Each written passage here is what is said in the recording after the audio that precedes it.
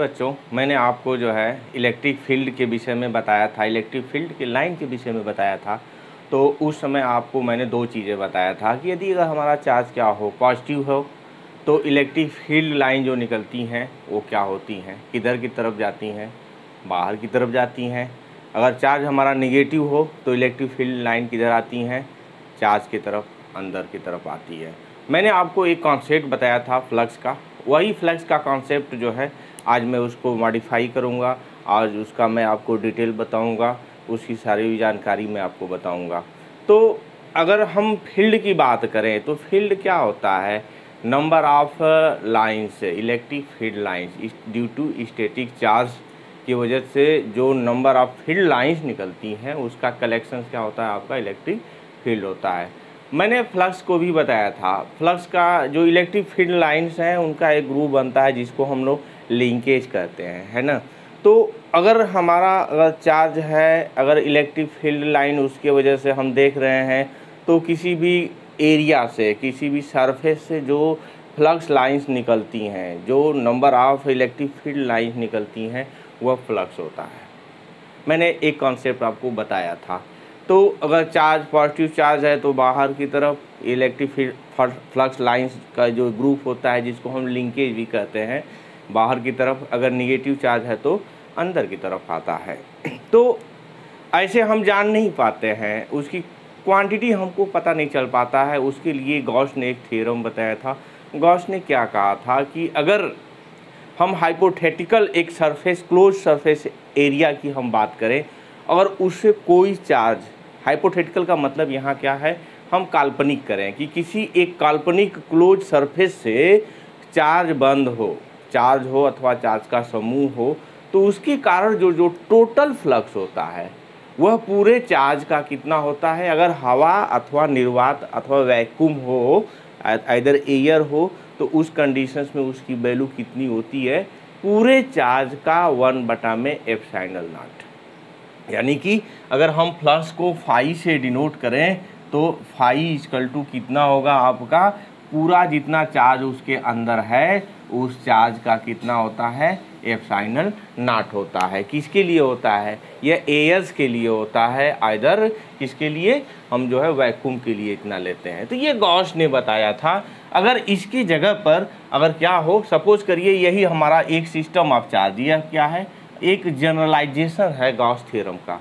तो Gauss theorem कहता क्या है कि अगर उस सिस्टम से बद्ध, उस हाइपोथेटिकल सरफेस एरिया से बद्ध यानी कि क्लोज्ड कोई चार्ज का समूह कितना हो, क्यू हो, टोटल चार्ज क्यू हो, तो उस सरफेस से, टोटल सरफेस से निकलने वाला जो टोटल फ्लक्स होता है उस पूरे चार्ज का कितना होता है, ε 1/με∈0 होता है।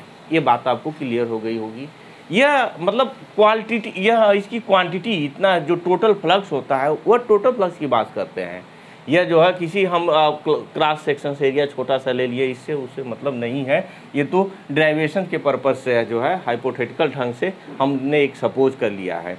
अगर हवा अथवा निर्वात न हो, कोई हमारा माध्यम हो, उस माध्यम में अगर हम देखें तो उसका क्या हो, परमिटिविटी के हो, तो के तब उस कंडीशंस में आपका फाई कितना होता है, पूरे चार्ज का 1/με∈0 होता है।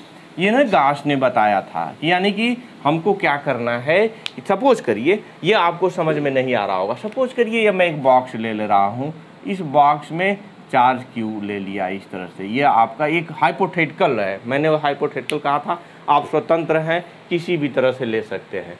तो इसके कारण जो टोटल फ्लक्स है वह टोटल फ्लक्स कितना होगा, उसको निकालने के लिए हम पूरा चार्ज जितना भी होगा, हम यहाँ मान लेते हैं चार्ज हमारा क्यू हो गया, और अब मान लेते हैं उस चार्ज का, अब इसके द्वारा इस सरफेस से टोटल फ्लक्स कितना हो जाएगा, चार्ज का 1/με∈0 हो जाएगा। इस तरह से निकालते। सपोज करिए यह ना हो करके यह स्फेरिकल है, इस स्फेयर के अंदर कोई चार्ज रखा हुआ है, तो इसके कारण जो टोटल फ्लक्स होगा वह Q/में कितना होगा, ε0 होगा। बात समझ में आ गई होगी कि गॉस थ्योरम क्या कहता है। गॉस थ्योरम किसी भी चार्ज, किसी भी सिस्टम ऑफ चार्ज, किसी भी चार्ज सिंगल चार्ज की वजह से जो उस क्लोज सरफेस एरिया, जो हम सरफेस एरिया कंसिडरेशन कर रहे हैं, उससे निकलने वाला टोटल फ्लक्स को बताता है।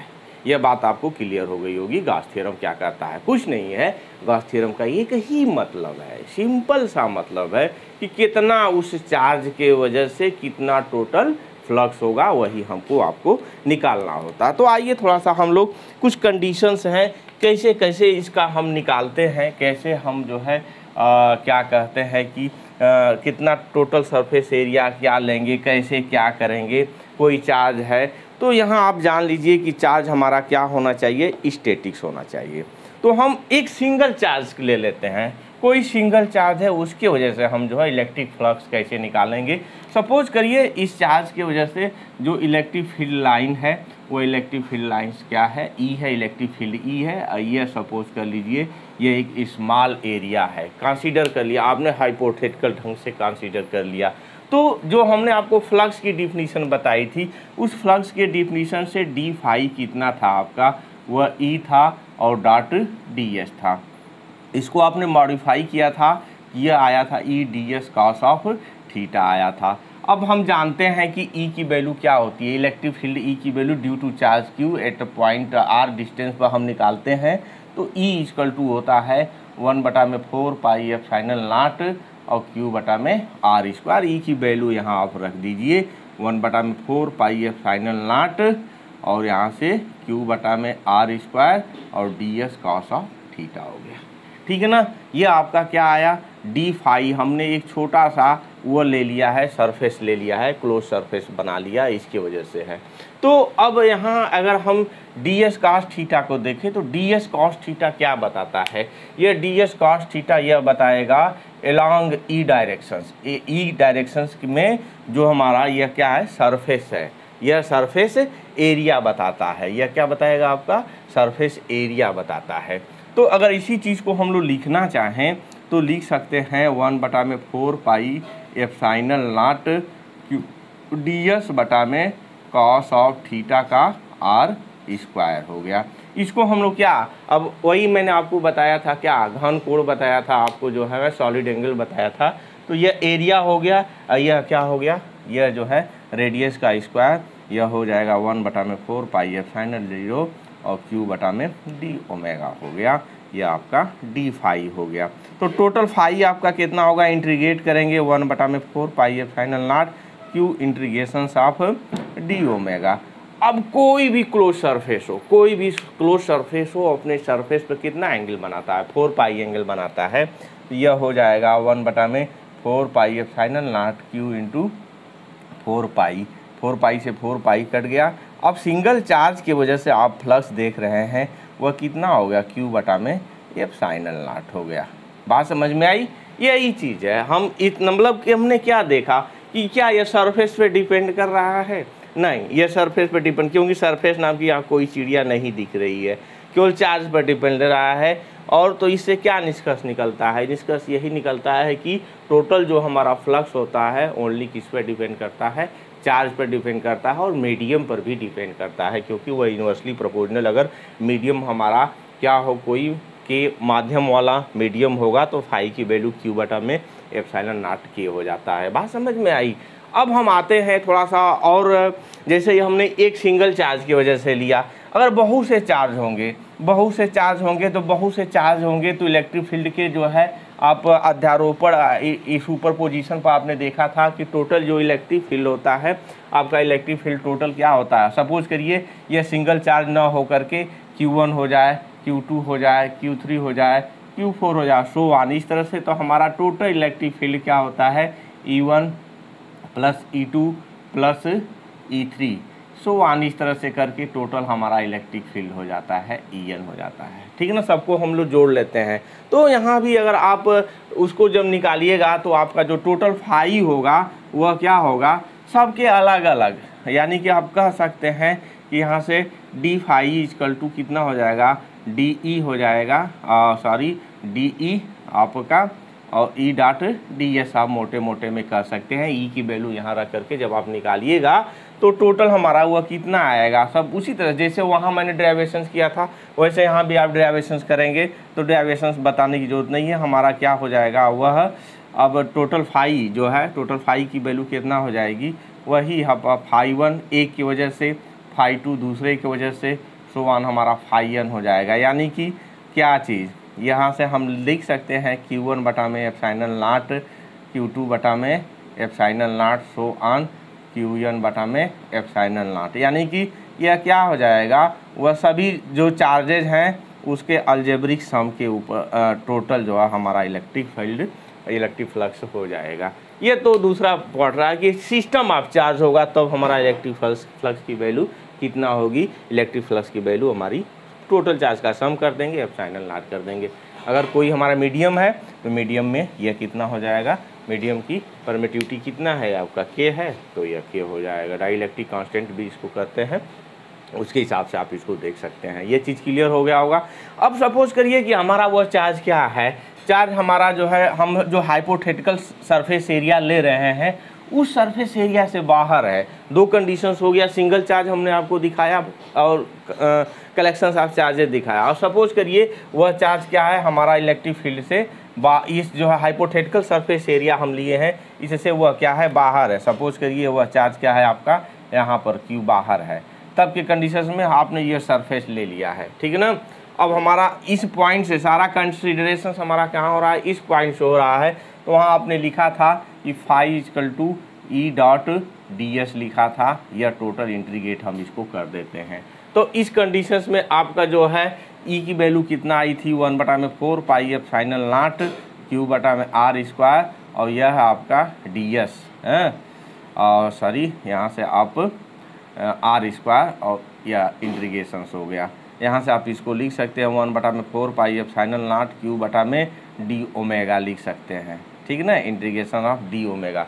तो अब बताइए ये जो डी ओमेगा की वैल्यू होगी, यह अगर सरफेस हम कंसीडर किए हैं, ये सरफेस कंसीडर किए हैं और यह डी ओमेगा यानी कि हमारा पॉइंट क्या है, बाहर है, इस पॉइंट पर यह सरफेस कितना एंगल बनाएगा, 0 एंगल बनाएगा। क्या बनाएगा, 0 एंगल बनाएगा। तो उस कंडीशंस में हमारा फ्लक्स की वैल्यू कितना हो जाएगी, 0। हमारे कहने का क्या मतलब है, हमारे कहने का मतलब यह है कि जो हम हाइपोथेटिकल सरफेस एरिया की मैं बात कर रहा हूँ, अगर हम कंसीडर करें उस हाइपोथेटिकल सरफेस एरिया को और चार्ज हमारा कहाँ हो, बाहर हो, चार्ज उस सरफेस एरिया से बाहर हो। जैसे सपोज करिए कि चार्ज इस डब्बे के अंदर न होकर के इस डब्बे से बाहर चार्ज यहाँ है, तो जो सरफेस एरिया यह है अपने सेंटर पर न 4 पाई बनाएगा, इससे बाहर कौन सा एंगल बनाएगा, वह एंगल क्या होगा, 0 होगा। यानी कि उस कंडीशंस में यह फ्लक्स कितना होगा, वह जो है 0 होगा।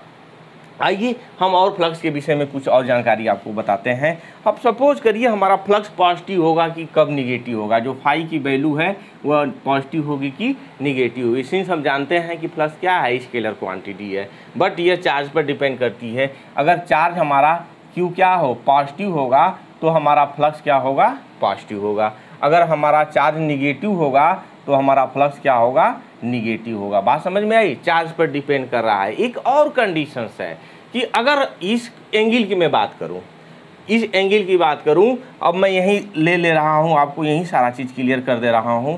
यह चार्ज Q है, इसकी वजह से इलेक्ट्रिक फील्ड की डायरेक्शंस यह होगी, और इलेक्ट्रिक फील्ड की डायरेक्शंस यह है, और यह क्या है, सरफेस की डायरेक्शंस है। तो हम देख रहे हैं कि हमारा यह पॉजिटिव कब होगा, हमारा फ्लक्स पॉजिटिव कब होगा, यह पॉजिटिव होगा कब, जब थीटा की वैल्यू कहाँ होगी, theta will be in less than 90 degree और ग्रेटर देन 0 डिग्री। 0 डिग्री से यह थीटा ज़्यादा होगा। यानी कब ज़्यादा होगा, चार्ज हमारा पॉजिटिव होगा तब की कंडीशंस में यह होगा, और यह एंगल इस तरह से यह बनेगा, तब की कंडीशंस में हमारा ये पॉजिटिव हो रहा है। अब सपोज करिए कि यह चार्ज हमारा पॉजिटिव ना होकर के अब यह चार्ज क्या है, हमारा निगेटिव है। जब चार्ज निगेटिव होगा तब इलेक्ट्रिक फील्ड की डायरेक्शंस क्या हो जाएगी, इलेक्ट्रिक फील्ड की डायरेक्शंस रिवर्स हो जाएगी।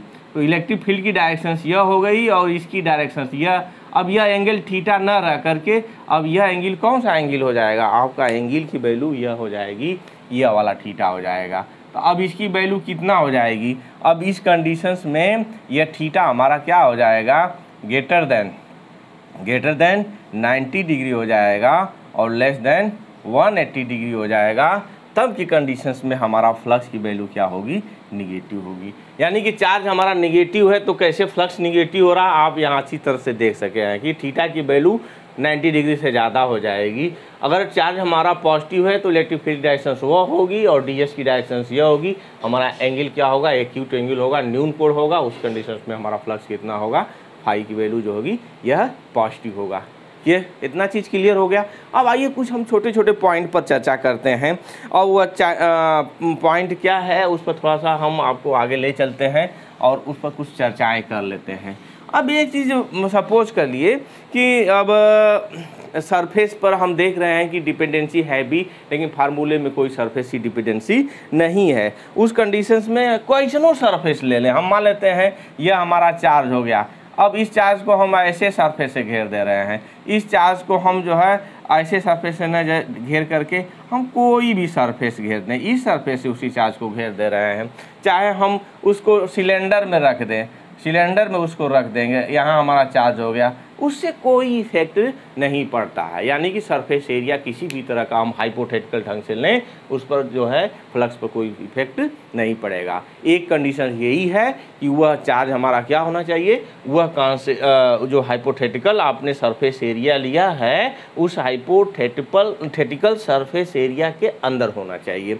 अब आता है दूसरा पॉइंट जो होता है सिमेट्रिसिटी की मैं बात करता हूँ। जैसे सपोज करिए कि कोई फेस है हमारा, अब इसी से बंधा हुआ है, दो ही फेस इसमें मैं मान लेता हूँ, एक फेस आपके बाहर है, एक फेस आपका अंदर की तरफ है। और सपोज करिए सिमेट्रिक चार्ज किधर है, इधर क्यू आपका इससे बंध हुआ है, ठीक है ना। अब जैसे मैं पेन को ही मान लूँ, अब पेन 3D हो जा रहा है, मैं 2D की मैं हाइपोथेटिकल ढंग से आपको बताना चाहता हूँ। तो एक इधर हो जाएगा सरफेस, एक उधर सरफेस हो रहा, और कोई दो सरफेस इससे घिरा हुआ है या चार्ज, तो जो उसका एक सरफेस से निकलने वाला फ्लक्स हो जाएगा वह फ्लक्स कितना हो जाएगा, π/2 हो जाएगा। ये बात क्लियर हुई, नहीं समझ में आया आपको। सपोज करिए हम एक कोई रैपर ले लेते हैं, ये मेरा रैपर है, इस रैपर को ही मैं लेकर आपको बता रहा हूँ। इस रैपर में अब दो मतलब एरिया है, एक इस साइड में इस साइड में, और चार्ज इसके अंदर पड़ा हुआ है। तो जो हमारा इलेक्ट्रिक फ्लक्स होगा आधा इधर कितना लगेगा, आधा इधर होगा और आधा इधर होगा। अब रैपर को छोड़ दीजिए, सपोज करिए मेरा ये बॉक्स है, इस बॉक्स में हमने चार्ज भर रखा है और सब सिमेट्रिक है, इधर भी वही बराबर है, सब एरिया जिसे क्यूबॉइड कर सकते हैं। तो क्यूबॉइड है, उसमें कितनी साइड से कितने फेसेज बनेंगे, उसमें 6 फेसेज है। तो हमारा एक फेस से निकलने वाला फ्लक्स जो होगा वह एक फेस से कितना हो जाएगा, π/6 हो जाएगा। अगर n फेसेज हो, कोई हम एक हाइपोथेटिकल सरफेस एरिया कंसीडर कर रहे हैं और उसमें कितने फेस हो, n फेस हो, तो हमारा एक फेस से निकलने वाला फ्लक्स कितना हो जाएगा, π/n हो जाएगा। क्लियर हो गया होगा, इस बात को समझ गए होंगे आप, ठीक है ना।